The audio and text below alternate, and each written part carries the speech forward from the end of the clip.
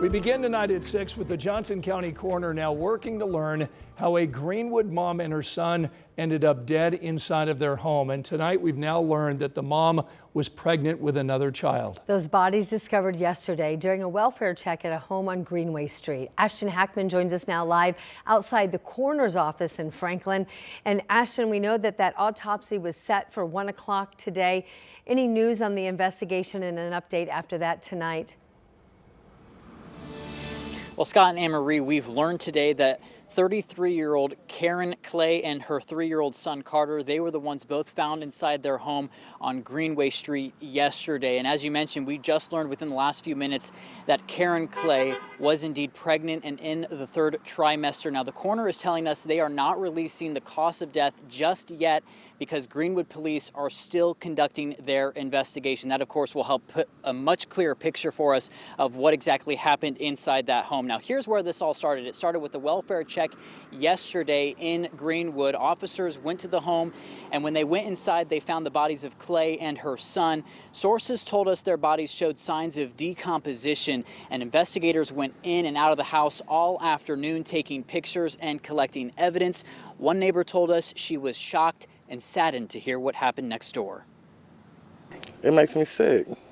It disgusts me. I've been here for 20 years once again, and this is the first time anything like this done ever went on over here. Other than that, it's quiet. Until the kids get out of school, it's quiet over here. More police arrived after the bodies were taken out of the home. We also saw investigators looking at the car parked outside in the driveway. They were taking pictures, collecting some evidence. I also had the chance to talk on the phone this morning with the mother of Karen Clay and, of course, the grandmother of that 3-year-old. She tells me her family is understandably shocked and heartbroken by what has happened. They themselves are waiting an update to see what exactly happened. But Scott and Anne-Marie, still a lot of questions as we wait for an official cause of death. Of course, Greenwood police continuing their investigation. Until that is over, we will not be knowing the cause of death. That's what the coroner told us this afternoon. All right, Ashton Hackman in Franklin tonight. Thanks so much. And now to a breaking update. After a car crashed into a pond in Johnson County, investigators say the driver has now died. This happened around 4 o'clock today along Worthsville Road near County Road 75. Right now we're working to find out what caused the car to crash. We do know a firefighter and a police officer were injured during the rescue efforts, but we are told they are expected to be okay. And now to Westfield, where police say a suspect is now in custody after a chase that ended with gunshots fired at officers. Logan Gay rushed to that scene earlier today when we first learned of the shooting. That was around 2:30 this afternoon. Lots of traffic to get to the north side, and she joins us now with the very latest details from what she's learned from police there in Westfield. Logan. And Scott, the last Westfield police officer just pulled off here not too long ago. But shortly before 5 p.m., they confirmed to us that they had arrested the armed suspect that they were looking for. Now, they didn't say where because they didn't take any questions during that press conference, but we are still working to learn that information. But what we do know is police say that this all started with a car chase, and the suspect, refusing to pull over, crashed into a ditch, got out of the car, and started firing shots at officers before taking off. You can see some video of the scene there now. Now, police then said to neighbors nearby to stay in their homes as they continue to look for that suspect. Indiana State Police also aiding in that search with their own helicopters. Now, Westfield police say that no one was injured in this shooting. They eventually did catch up with that suspect. Before they left, I did ask if they are expecting to send out any more updates here today. They could not confirm when they will send out updates, but that there will be some updates. And once we get those to you, of course, we will update this story as soon as possible. Scott, Ann. Logan Gay reporting live for us in Hamilton County in Westfield tonight. Thanks so much. All right, update on your weather here. As expected, just some spotty showers popping up here around central Indiana, and that is going to be the theme. A lot of dry areas, but there's going to be a couple of cells here. We got one that's on the south side near UIndy's campus, I should say. We'll dive in. It's light rain. You see there's Sumner Avenue. There's the campus, so just west of Madison Avenue. As we look south, we're down Meridian. We're at 81 here in Indy with a dew point of 65, a northeast wind at about 10. We've got about 10 showers on radar right now. They're sun driven, so as the sun goes down, these things will fizzle out, get into the bus stop, drop off tomorrow morning, your morning commute, little patchy fog, mild temperatures. Then we'll start to warm up. We got to talk about a string of 90-plus-degree days coming up in your 7-day forecast. We'll have more on that and any rain chances coming up here in a few minutes. Sean, thank you. Tonight is National Night Out. This is an annual event and it takes place the first Tuesday of every August. This is a community building campaign promoting a police-community partnership.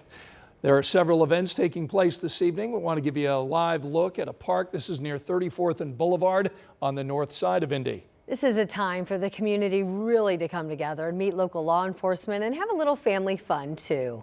Tonight at 6, a national conversation is now making its way to Indiana. We have now just learned that Vice President J.D. Vance is likely headed to Indianapolis this week, and quite likely that he and the governor are going to discuss congressional redistricting. So we want to show you how our districts shape up right now. These districts were drawn in 2021 after the U.S. Census. Right now, Democrats only represent 2 of the 9 districts here in Indiana. One of those representatives is Andre Carson. Ella Rhodes caught up with the representative to hear his thoughts on the possibility of redrawing these lines here in Indiana.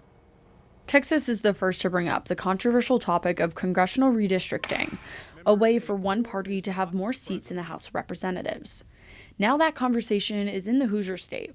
Governor Braun says Vice President J.D. Vance will head to Indiana on Thursday to discuss several things, including redistricting. And it looks like it's going to happen across many Republican states, and I think that my observation would be that the folks raising the most cane about it are the ones that have gerrymandered their own states.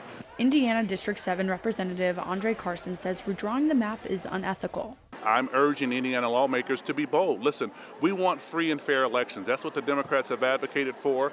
We have new districts. I think when my Republican colleagues get too cute with redistricting, they fail in the end. Democrat Texas lawmakers went to Illinois to avoid their redistricting vote, and Representative Carson says he supports their decision. I think the public should be more aware now that we have a president who wants to implement a dictatorial strategy across the country where he retains power in both chambers. We can't let it happen. Indiana recently redistricted its congressional seats in 2021 after the census. Indiana Senate Minority Leader Shelley Yoder says the law is clear. Redistricting happens after the census.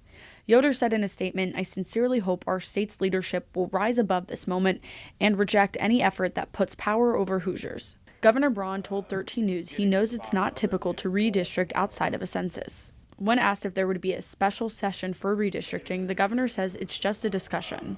It's exploratory, so there's been no commitments made. Representative Carson said he plans to push back on redistricting efforts if it happens. In Indianapolis, Ella Rhodes, 13 News. And we're learning new details tonight at 6 on immigration enforcement efforts by the Marion County Sheriff's Office in cooperation with ICE. In a statement, the office said the Marion County Jail has never housed more than 128 detainees at one time, saying that the higher numbers reported represent how many detainees are processed throughout the entire year.